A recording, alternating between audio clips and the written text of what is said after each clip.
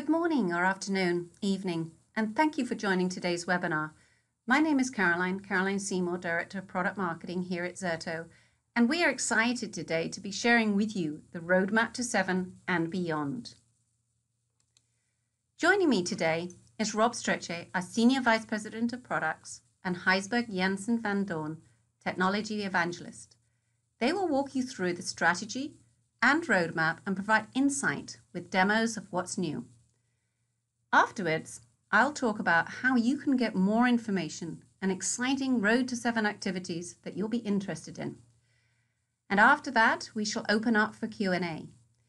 But in the meantime, please submit questions throughout the webinar on the right of your screen. So without further ado, I'd like to hand over to Rob Strechay. Rob? Thank you, Caroline, and welcome everybody. Really want to help you understand how Zerto has evolved over the years and really take you on a journey to get to today and show you a little bit of what's happening tomorrow. Earlier in this year, we announced our IT Resilience Platform, which really has been the evolution from the first platform we announced back in 2011, which was the hypervisor-based replication. We've made a few stops along that way in this journey, with DR as a service being the second platform we announced, and then also bringing you to hyperscaler clouds as well. But today, we're going to dive in a little bit deeper on the IT Resilience Platform. Across all industries in IT, you have the converging of technologies. That's no different in data protection, where you have the converging of replication, backup, and cloud agility, bringing you one single IT resilience platform. That's the nexus of these three technologies coming together. You might ask, okay, well, how does that help me? What we see is that customers have 2 or 3 backup, 2 or 3 different replications. Maybe they have orchestration that works with a couple of these different products, maybe not.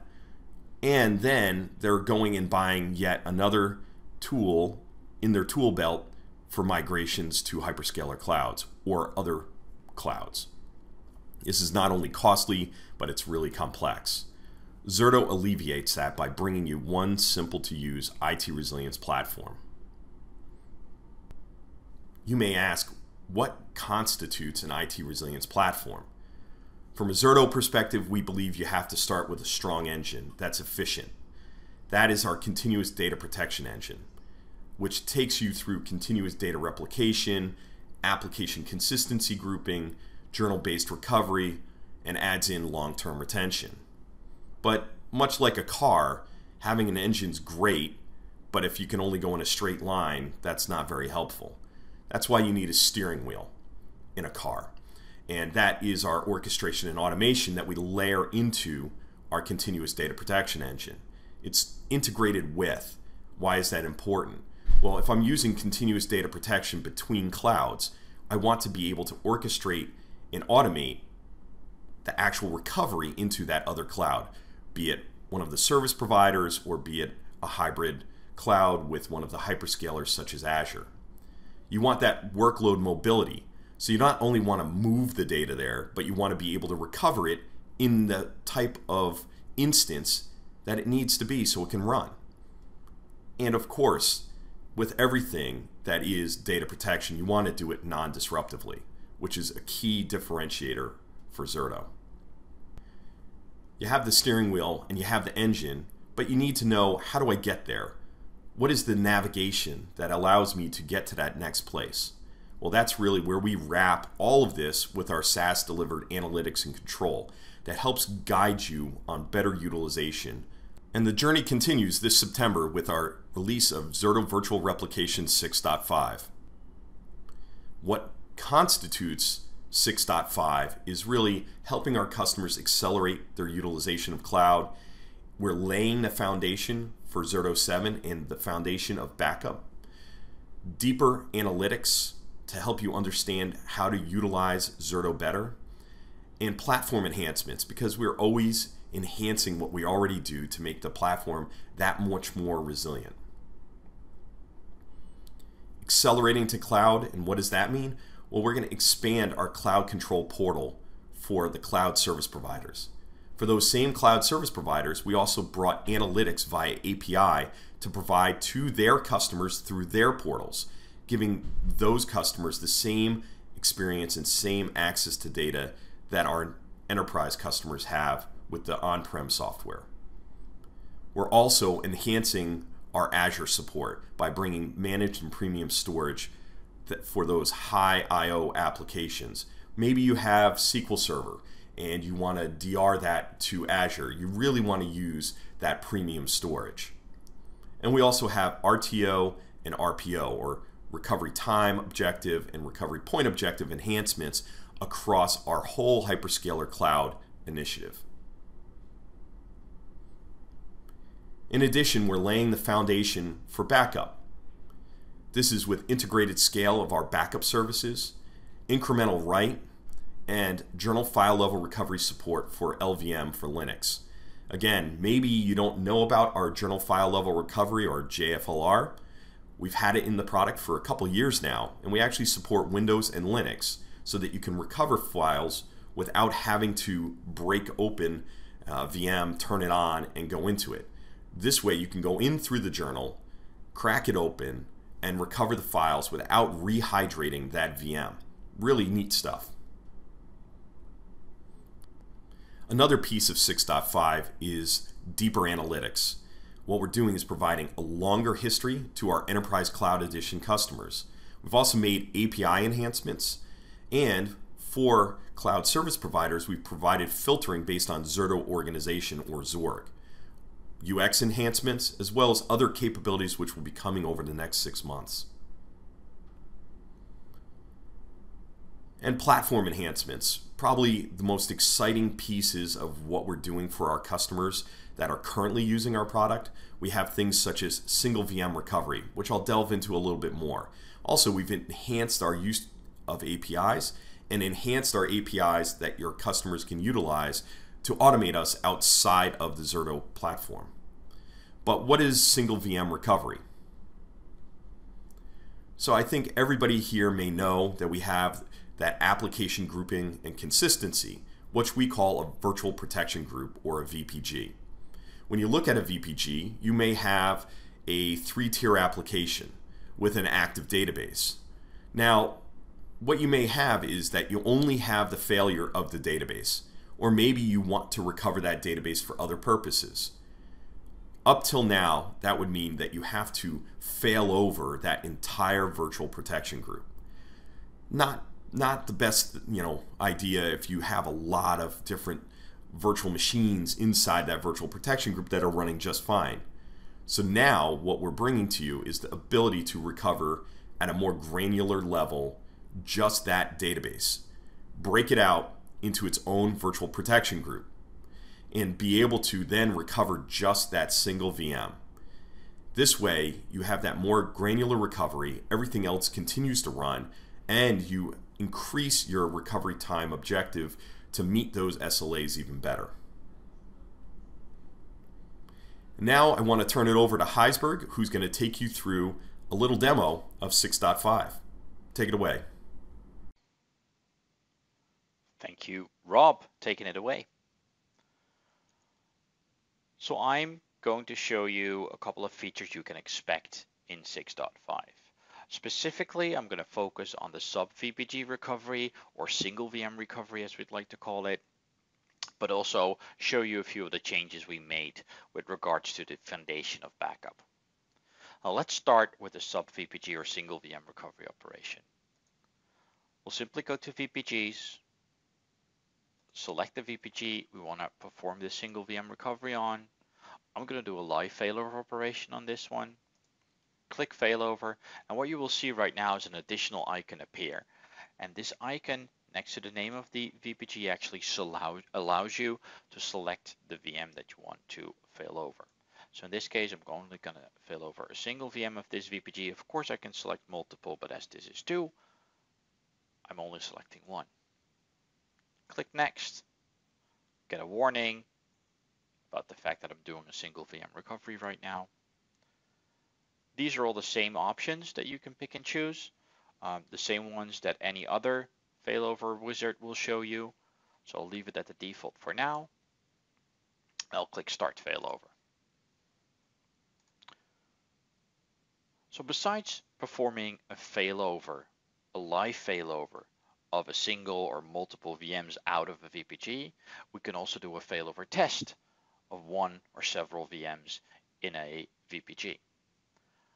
We can also have an offsite clone operation occur on one or multiple VMs of a VPG.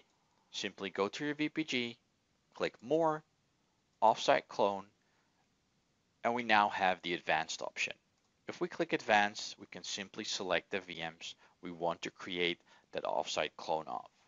And for those of you not familiar with offsite clones, these are just independent copies of the VMs created on the target site that you can use for those long running tests. So let's have a look at our operation right now. So it seems that it's running okay. Let's have a look at the VMware side of things. And as you can see right now, we only have VM1 running on this environment. Not two VMs, only a single one, just as we expected. Now, besides being able to perform a failover of a single VM, we also allow you to configure reverse protection for that single VM. So we have the reverse protection automation handled as well. We'll simply commit to this failover, enable reverse protection, and what it will actually do right now is create a new VPG with only that VM in there, which actually replicates from the target site back to the original source site. As you can see, we are now building a VPG called sub VPG operation, same name as the original VPG, but it has the additional partial added to it. And this allows you to not only test a failover or perform an actual failover, this also allows you to automate that reverse protection as well. Now let's dig into some of the changes we made to 6.5 with regards to the foundation of backup. As you can see, we now have a tab called Retention Status in our UI. For those familiar with Zerto and our previous versions, this used to be the offsite backup tab. Now, we did not only change some of the UI aspects, we also changed a lot in the back end.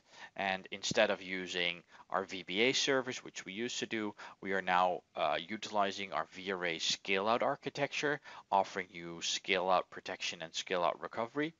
And if you take a look at the retention status, I can also show you right now that we support incremental write, meaning that we can now write incremental backups to the target site. So if I take a look at the file server LTR VPG, I have configured long-term retention for this one. The first one I took, 80 gigabytes, it's the full VPG. But all the other ones I took afterwards are only a certain amount of data, only the change that actually happened since the last time I took a backup. So it's 3 megabytes right now. The next one I took about 17 minutes later is only 2.9 megabytes of data. So we really enabled you to take those efficient incremental backups. Now this is only the first step that we made, but we're starting to build that foundation for Zerto 7, where Rob will absolutely talk about next. Back to you, Rob. Thanks, Heisberg. As we continue on this journey with our IT Resilience platform, the next stop is going to be Q1 of 2019, which is our Zerto 7 product that we announced back in May. Kind of give you a little bit more detail about how we think we're changing backup.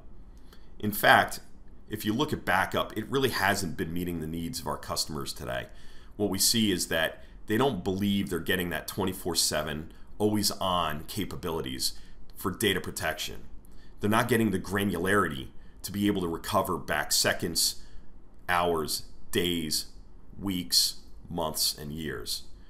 They really want to protect against new kinds of threats such as ransomware, and they don't believe that their backup is evolving fast enough. If you take a look at existing backup and some of the issues that it has, such as ransomware, we've had multiple customers really be able to utilize us to protect themselves against attack. This protection comes in the thing of resiliency. So it's not if you're going to get hit by ransomware, it's when. And what we've seen is that customers traditionally have been going back to a snapshot. That snapshot might be 5 hours old. That really is not so helpful if you have a transaction processing system that gets hit. And then you have to roll that all the way forward for 5 hours. That induces a really significantly high recovery time objective. Well, with us and with Zerto, you have continuous data protection. You're able to go back not just seconds or minutes or hours, but you can get really to that 1 minute ago. What happened right before I was hit with that ransomware? And you can select that checkpoint out of the journal and be able to utilize that as your place to go forward. Really, periodic backups are not going to be able to achieve the RPOs at scale into the future, especially with the way applications have transitioned into these always-on capabilities. We believe that you have to use continuous journal-based protection. That's the future, and the future is now. You want to be able to restore anything and everything, be it a file, a VM, an app, or even a site, back to when you had it. Was it an hour ago, a second ago, 2 days ago, 2 years ago? You're going to need to be able to have that at scale across your entire infrastructure. That's why we introduced the concept of the Elastic Journal. The Elastic Journal takes you from seconds to minutes, hours, days, weeks, quarters, years back. It can be used for compliance or for solving for that ransomware use case that I need to just go back a few seconds before I got hit. Let's unpack the Elastic Journal a little bit more. It's the combining of short-term and long-term retention. For the short term, you're going to keep your journal on production-grade storage. It's going to support those local and remote targets. You're going to use capabilities such as one-to-many for multi-site capabilities. And you're going to have recovery point objectives in seconds. Combine that with the ability to also, for those same targets, same virtual machines, same applications, have cost-effective secondary storage, which you'll target using common protocols such as NFS, SMB, S3. You may have HPE's store once, and we'll have integration with that natively. Or you may want to use Azure or AWS. These all get selected by you. Our customers get to select what kind of target they utilize. And you'll have synthetic fulls to be cost effective. You'll be able to recover your VMs, files, or folders very easily out of these long-term pools. So let's take the next layer down. What does the Elastic Journal architecture look like? What you're going to have is, again, typical Zerto, being able to use your source and your target as replication for that short term. Next, you're going to use that repository as where you're going to keep those copies for long-term retention. We're not getting into the repository or hardware business. We are solely software, allowing you to pick what your target is. Maybe you already have a repository that you can utilize NFS to target. This helps you get greater return on investment out of that target repository, and you don't have to do some forklift upgrade. So we've unpacked the Elastic Journal, kind of delving into the short-term and long-term retention. Let's kind of take it up a level. What else do you need? I mean, because it's not just about the Elastic Journal, it's combining that with intelligent index and search and data protection workflows, so our customers don't have to understand, is this a short-term or a long-term thing? They just need to know when they need to recover to. Was it within the last day, last week, last month? Then they can go in, find what they're looking for, and recover that file, VM, app, or site back to the point in time that they needed to.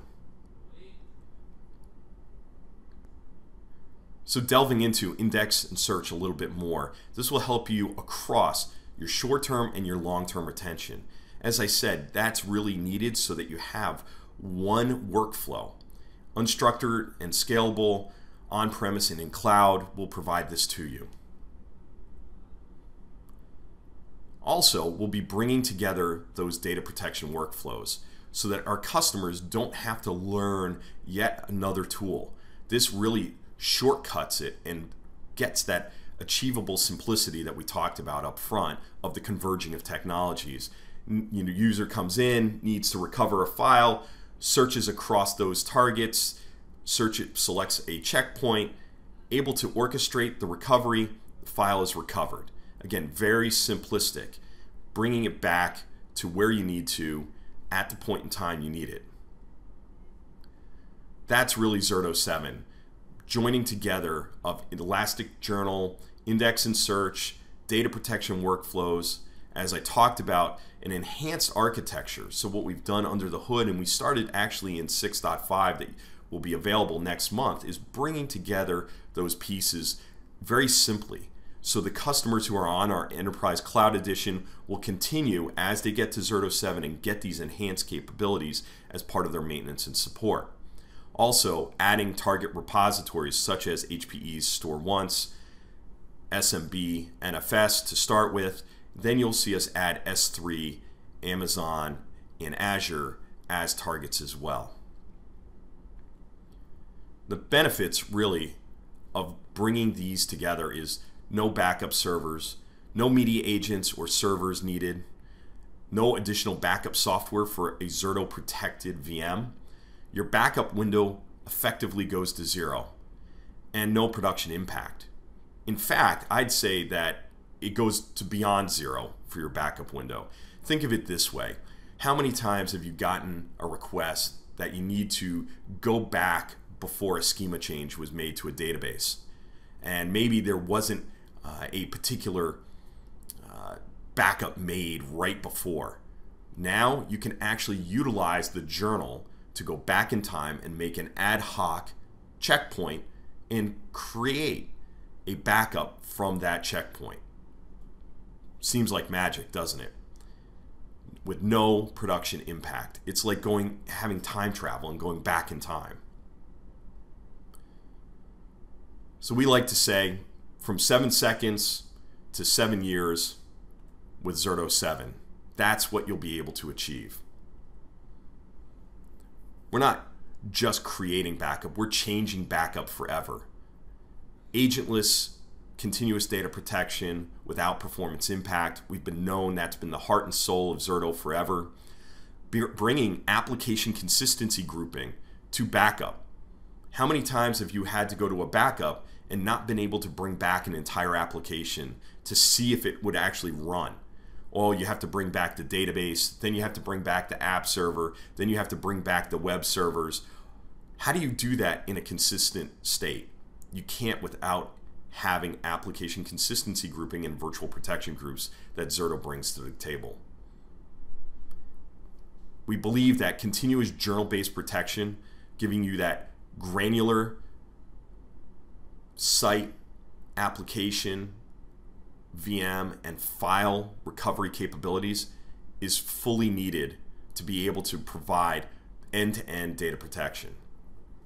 And bringing it all together as one IT resilience platform is how we are really changing things for the better and forever in this.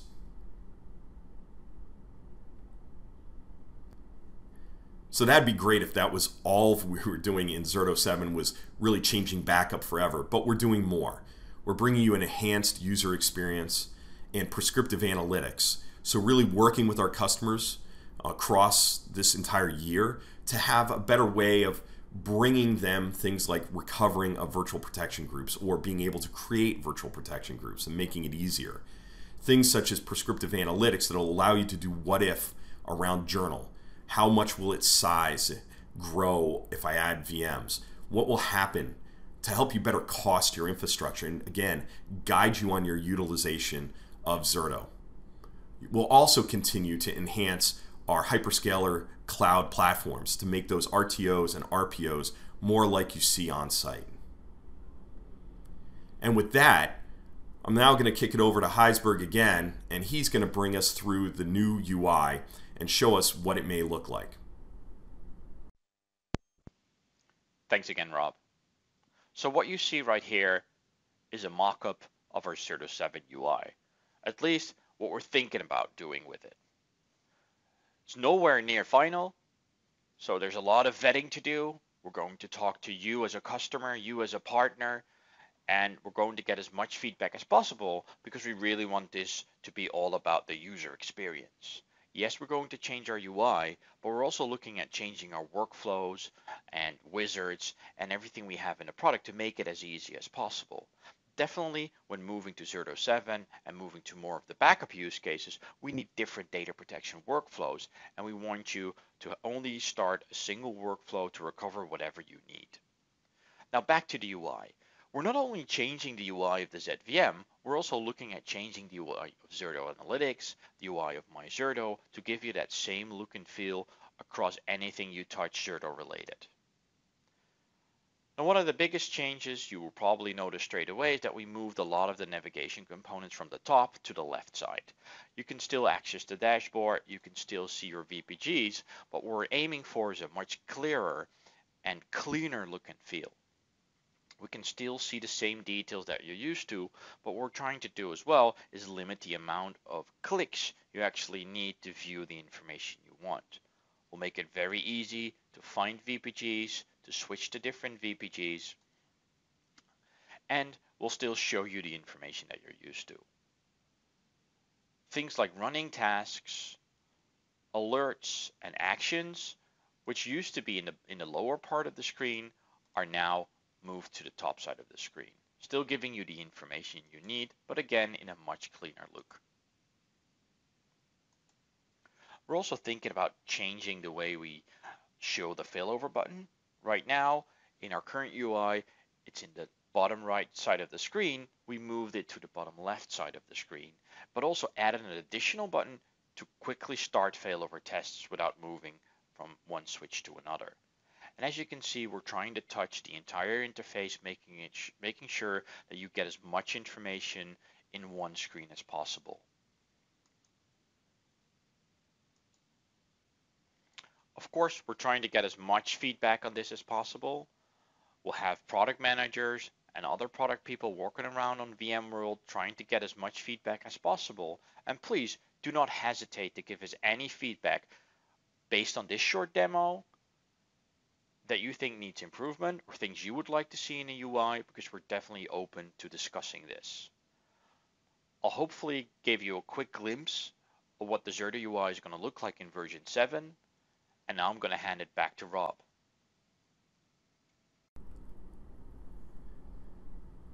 Thanks, Heisberg. So Zerto 7, again, coming to you Q1 2019. But that's not it. We're going to continue on this journey, bringing you ways of doing data protection for containers, physical apps such as SAP HANA, and cloud-born apps, those new breed that may use platform as a service, they may use different kinds of instances, and protecting you where your applications live. So thank you for attending. I'm going to turn it back over to Caroline to take us home.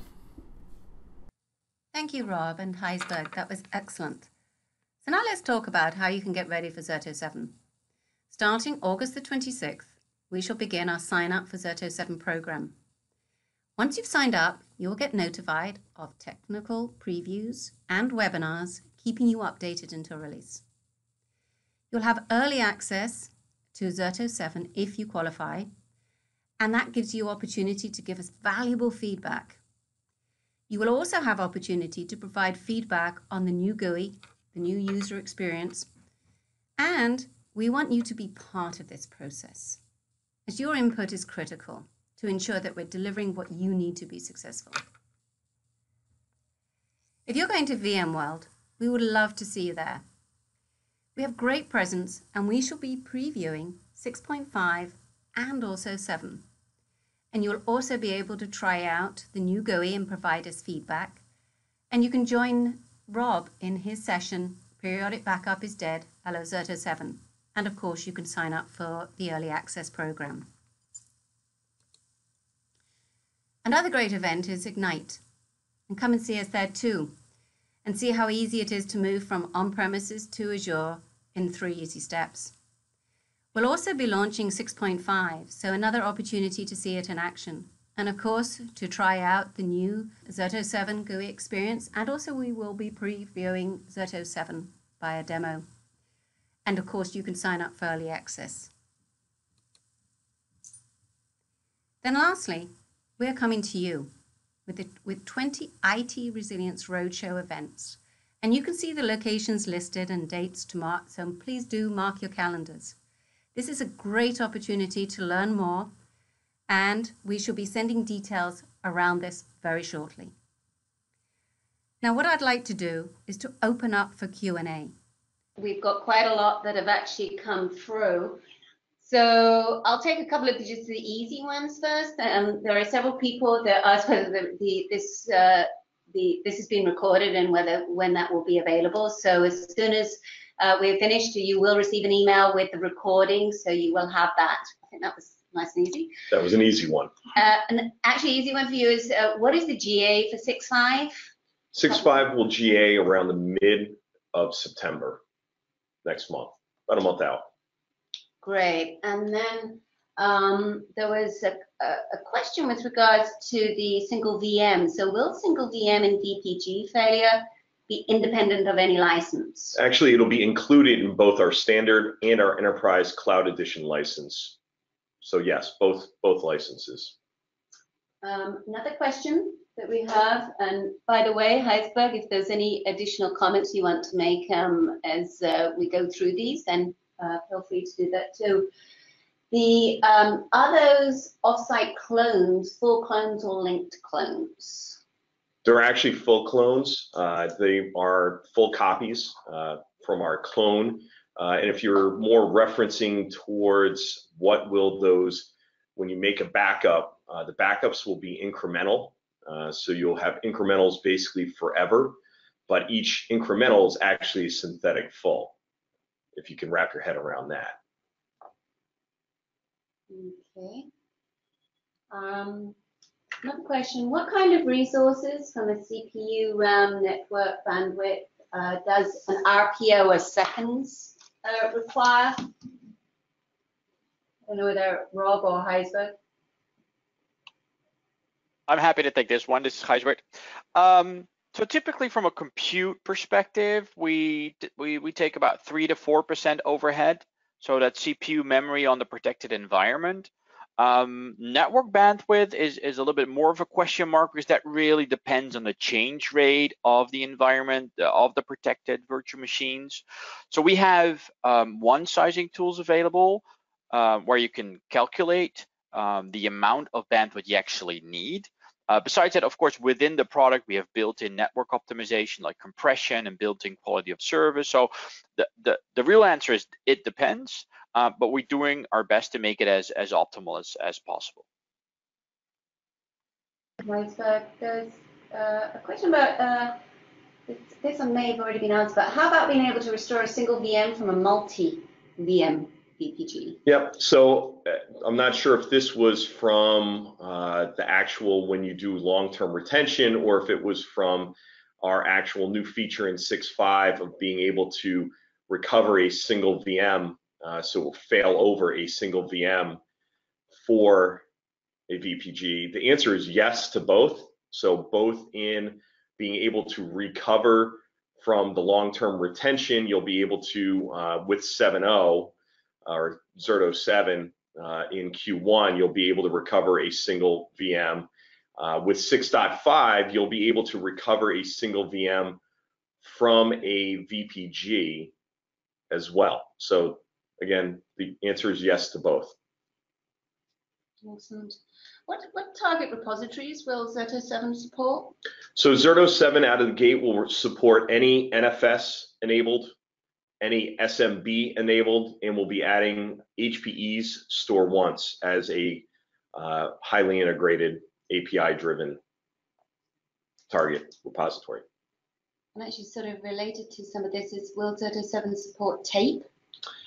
So we'll not support tape out of the gate. We know there are a lot of use cases that still require it, and tape is still the cheapest medium to put things on. We're looking at that as being an extension of being able to work within tape environments, or tape as a target, and what we would call portability, probably later in 2019. Will Zerto backup work for non-virtualized environments? Unfortunately, not at this time, not in 2019. We will not be focusing on any mainframe or physical servers or anything like that. Well, another question is, can I perform item level recovery for applications? So we're not doing out of the gate object level recovery.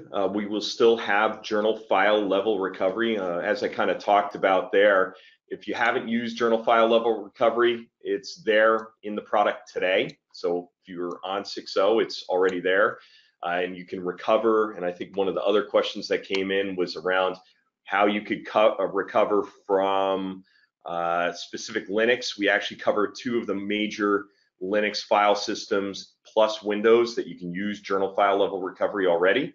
And that can get you to a file or a folder without having to inflate the actual VM. It's pretty neat, and something that if you haven't tried it, I would highly suggest you go and try it today.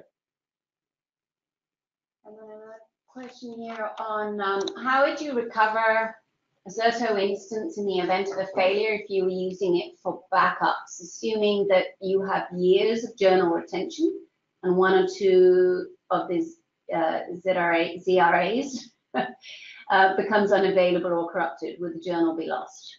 So again, you'll have different times for the long-term retention as well as the short-term retention. You'll have retention policies around that. So it'll look like one continuous set of checkpoints going back years and years.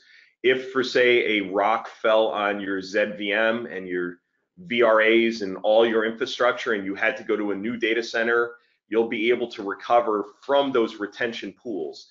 So say you were doing dailies that you wanted to keep around for, say, 8 weeks. You could have kind of your what you consider your daily fulls, which are actually synthetic fulls that you keep around for 8 weeks and are off on that other type of storage, that longer term, cheaper secondary storage. Then from there, what you'll be able to do is say a rock falls on your, maybe you had a journal that was 1 week. So you would still have your dailies. You might lose your 1 week journal, but you would still have yesterday. And if you had already done today, you would still have today or any other incrementals that you may have done during the day. So you do not lose everything, even when the journal goes bye-bye.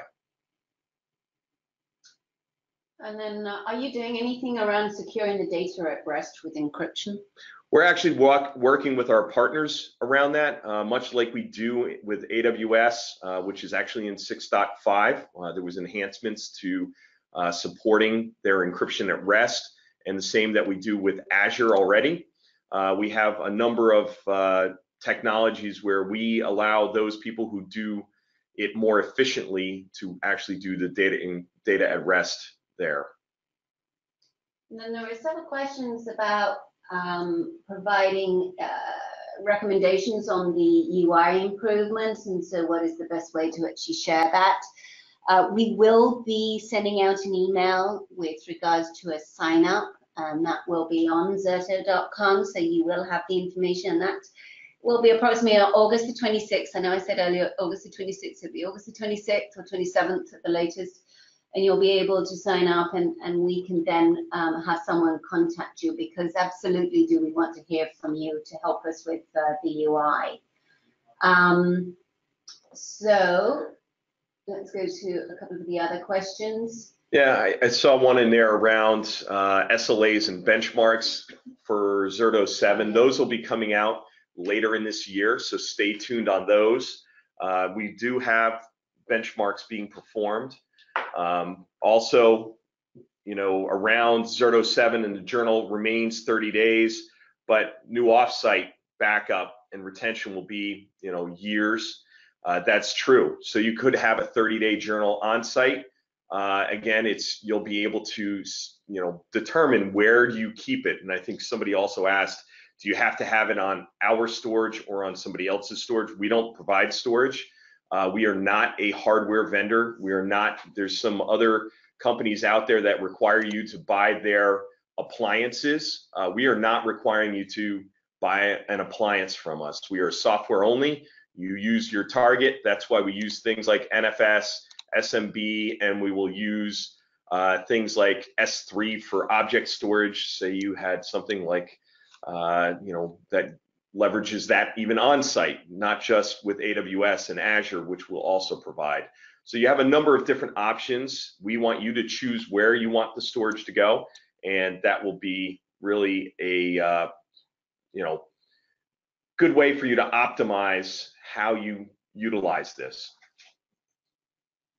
So one of the questions, DR situation, do you have to use tools provided by storage vendors? Oh, and there's a follow-up to that one. I'm talking about replication tools. No, you don't use. You would actually be using Zerto for the replication, and you would be using us to make those long-term retained copies as well. I think this was related to another one before. Does 657 offer encryption between sites, VRAs and/or VRA CCC? Yeah. So we actually are in the process. We have we've done some integrations with a third party that does site-to-site data encryption. So being able to go between sites, even up to the hyperscaler clouds. We're currently in proof of concept stage with some of our cloud service providers, as well as some end users around this. So stay tuned there. If you are interested in that, I would say sign up for the Zerto 7 beta and preview that comes out later in the year, and we will be able to show you that. If you're interested in that in particular, we'll be making some more announcements as we get towards the GA of 6.5 next month as well.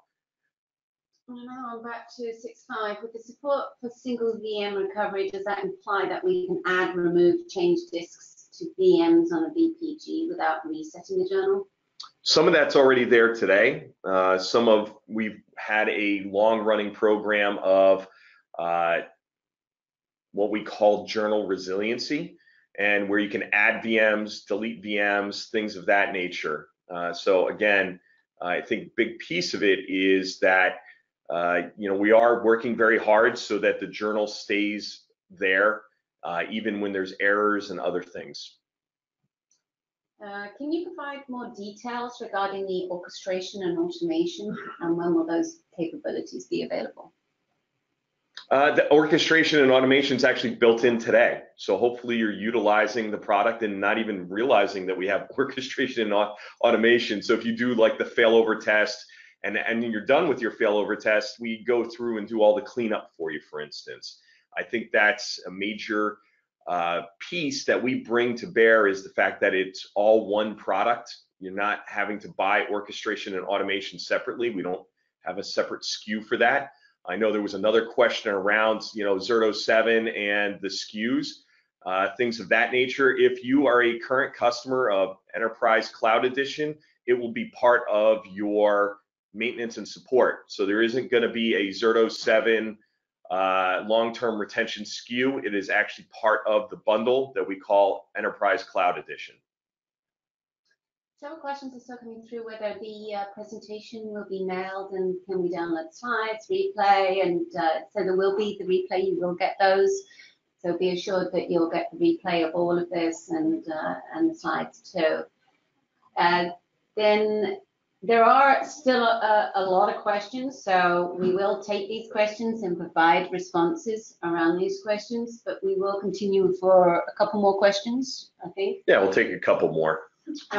So just on the version 7 about the journal remains 30 days, journal, but the new offsite backup or retention will now be seven years from 1 year. Do you want to clarify? Yeah, so this particular question is from somebody who probably has used our offsite backup product that was fairly limited. I can say that it's my baby there. So you got to admit when your baby's a little bit ugly. Really, we say 7 years because 7 seconds to 7 years with Zerto 7 sounds really good, but if you wanted to keep it around for 35 years, 99 years, as long as your storage was there, you would be able to do that. So it's not a limitation of 7 years. It's just really cute, and you'll see how cute it is if you come visit us at VMworld. Think about that. I'm gonna tease you with that. Yes, come to VMworld. Come to VMworld. There you go. Put the plug in. Rob will be there. That's right, and the whole team. Is there dedupe or compression when writing out to long-term storage? Because we're doing incrementals, or basically incrementals forever, or synthetic fulls, you get the dedupe. We are also working with other companies who focus on dedupe. So, like for instance, if you're using a deduped storage appliance such as HPE's Store Once, or from one of our other partners like Exagrid, you'll be able to take advantage of their dedupe and compression capabilities. We will not be doing the compression out of the gate. It's one of the things we have on our backlog to add later in 2019 or 2020. And then another one related to storage. Actually, do we have to use your storage for storing data? Yeah, I kind of answered this one a little bit earlier when I said you don't need to buy. We're not selling an appliance. We're not like these. I know there's 2 very prominent startups out there that force you to buy their hardware and their stack, and you're kind of, you're buying their CPU and memory and all of that. You can use whatever you want. If you want to use HPE Store Once, use that. If you want to use Exagrid, use that. If you have data domain sitting around, you can use NFS and use that. So again, we're not forcing you to go out and buy another repository, another set of storage. If you wanted to just use NetApp FAS, you could actually target that with the NFS. So again, you have a whole lot of capabilities as targets, and we'll add more with S3. We have folks that want to use things like IBM's CleverSafe, or some of the newer guys like Wasabi. We're going to allow our customers to determine what cost of storage and for how long it stays where it does. What about support of KVM? So currently we're not doing KVM. We've been looking at it. I think when you saw at the end there when I talked about containers, we see a lot more for our customers who are really big KVM, and we've been working with them. We see them moving more towards containers, and we think containers is probably the better place to intercept with KVM. And there was also a discussion of OpenStack, and that kind of goes the same route. Right now, we don't see a lot of OpenStack in our customer base, and we're in customers in general, outside of, say, Japan. So stay tuned there, but I doubt that. And then I just saw a couple of questions, Rob, with regards to SAP HANA. People? Yeah, so we're looking at how you, in an API-driven economy, how you actually are able to protect things that are API-driven applications without doing, support for HPUX, AIX, Steel Penguin, or whatever they're calling their KVM from Oracle nowadays, and things of that nature. And we've been working with a couple of customers already where they virtualized SAP HANA and they're protecting it with us already. But at the same time, there's a lot of appliances and HP HANA appliances out there, or SAP HANA appliances out there, not just HP. There's some from Dell and others as well. And we think that, a lot of our customers where they have some of the HANA stack is virtualized, while the database, the in-memory database, isn't, because cost effectively it didn't make sense. So we are looking at different capabilities to bring to bear to go and orchestrate, automate, and protect those workloads. Maybe just a couple more questions. Will there be improved PowerShell support? So I guess we really haven't focused on PowerShell, so that's a great question. We do have some commandlets out there. We have a community of people who've contributed some commandlets, but we are really working towards and moving more towards the open API specifications. We have Swagger and other stuff out there, and we've been really focusing more on that than really focusing on PowerShell, which you could actually wrap around those open APIs and the REST-based APIs that we have.